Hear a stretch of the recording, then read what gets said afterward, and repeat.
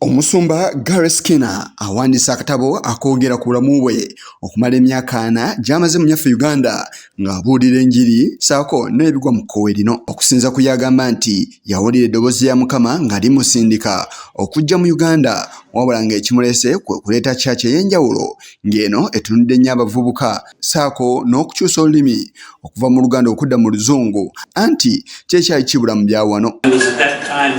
We felt very strongly God called us to Uganda to plant an English-speaking church downtown in the heart of the capital city, Kampala. And God said, we were very clear. He said, through that church, I want to touch the city, I want to touch the nation. And I remember thinking, wow, that's a huge assignment, that any church could have the impact of really having to touch a city and touch a nation. And so we did come 41 years ago, and it has been the most amazing journey that I think anybody could ever have. It's been tough in those early years, but as the church grew and as we began to become a part of Uganda, so that we were no longer just visitors. The chapter for me to write was the chapter about my children. And it's called No Easy Answers, and it's the story of living in Kampala, and it was so dangerous that we one day could hardly pick up our children from school because there was so much gunfire going on the road to get to school, and we felt we have to send our children away to school. Now, while most Ugandans are quite happy to send their children to boarding school, it's not our culture, and the children found that very difficult, and so did we. And I tell that as a part of the story. Also raising our children in what was at the time literally a war zone. And my youngest son tells of one time how we were driving down the street and he remembers some people stepping out of a grocery store over a dead body. And the impact that had on him, he remembered.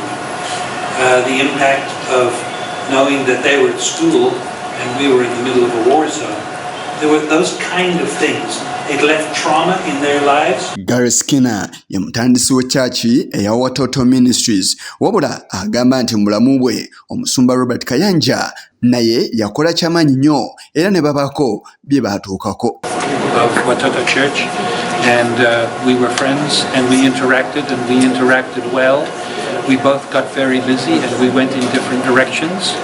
His ministry led into a lot of international ministry and healing ministry and different things. He built a great church within Kampala in a different part of the city that we.